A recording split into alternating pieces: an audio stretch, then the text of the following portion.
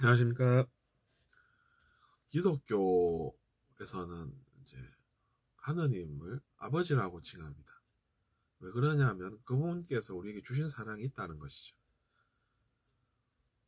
그런데 우리가 죄를 지으면 그것은 그분을 배신하는 것이라서 그분은 우리를 혼낼 권리가 있다, 이렇게 생각하시는 것 같습니다.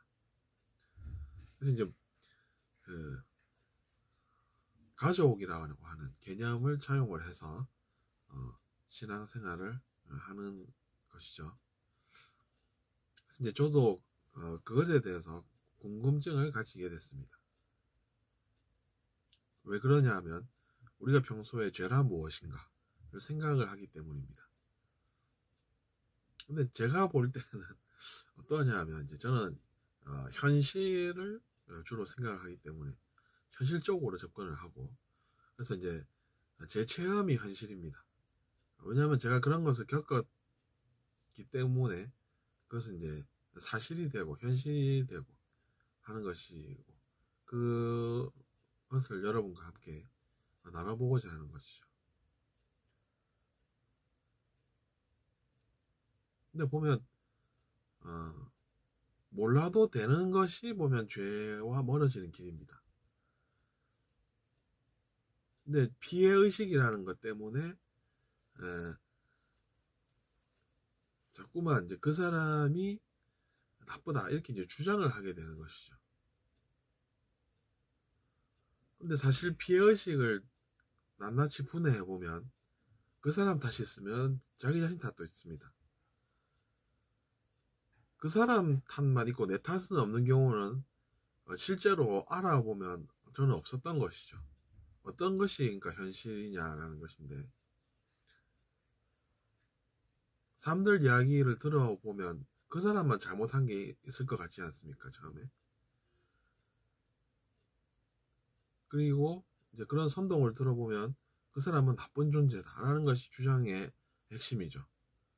근데 이제 못 모르고 들어보면 진짜로 그런가? 뭐 이렇게 되는 것이죠. 그래서 이제 그 사람하고 나하고 엮이면은 왠지 그 사람이 다 잘못했을 것 같은데, 싸워보면 자기 자신도 아픕니다. 그러면 그 아픔은 왜 왔냐는 것이죠. 그 사람은 잘못했는데.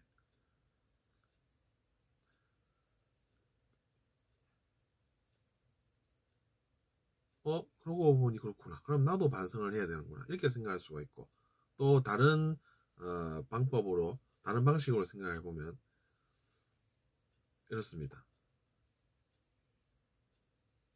내가 넘어졌으니까 아프지. 이렇게 생각할 수가 있는 것이죠. 그럼 자기 자신도 실수한 것은 있다라는 이야기입니다. 근데 이제 그걸 우리가 찾아서 그냥 알면 되지, 뭐 하타러 그 사람을 비난하는 것에 에너지를 써야 합니까? 그러니까 그게 이제 에너지를 잘못 쓰게 되는 것이다, 이렇게 되는 것입니다.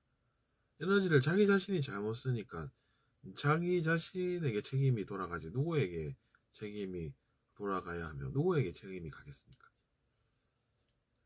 그래서 저는 이제 누군가가 나에게 뭔가 잘못하는 것 같다 싶으면 그냥 반성을 해버립니다. 즉 이제 자기 자신의 실수를 찾는다는 이야기죠. 그래서 찾아보니 나도 좀 아픈 게 있네. 그러면 나도 뭔가 넘어졌다든지 했으니까 그렇지, 뭐 넘어질 줄 알았는데 아플 리가 어디 있으며, 또 넘어졌는데 안 아플 리도 없다는 것이죠. 안 넘어졌는데 아플 리도 없고 넘어졌는데 안 아플 리도 없고, 그런 생각을 하면서 사는 것입니다.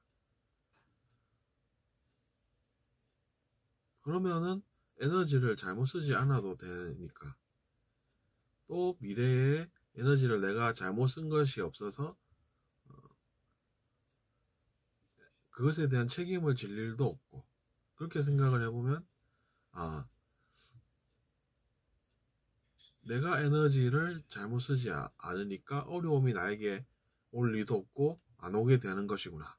이런 생각을 드디어 하게 되는 것입니다. 그러니까 진실에 대해서 좀 더 이렇게 잘 알게 된다는 이야기죠. 근데 그냥 그 사람이 잘못했다 이러면서 나는 잘못 없다 이런 뜻이 함축되어 있는 행동을 하면 어떻게 되겠습니까? 자기 자신이 또 뭔가를 하게 되니까 이제 자기 자신이 그 결과를 체험할 수밖에 없다 이렇게 되는 것입니다. 그래서 이제 그것이 무엇이냐 하면 다 우리 자신의 생각이 달라진다는 것입니다. 우리 자신의 개념이 달라지니까 생각이 다른 것이죠. 즉 우리가 알게 되는 것이 있고 그렇게 해서 생각이 달라진다. 이렇게 보시면 무리가 없을 듯합니다.